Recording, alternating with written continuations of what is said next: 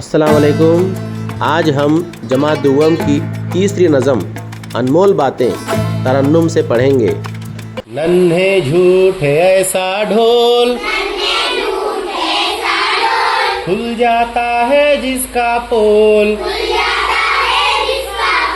میٹھے بول میں جادو ہے، کڑوے بول نہ ہرگز بول،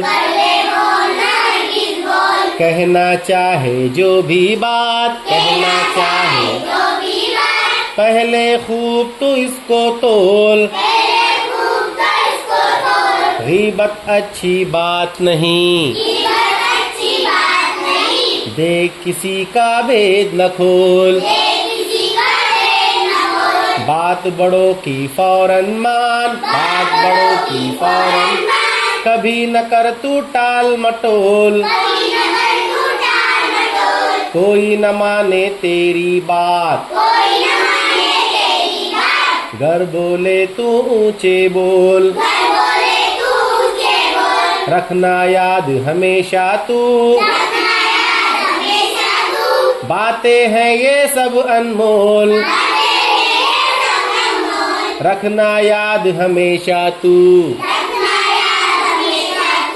باتیں ہیں یہ سب انمول،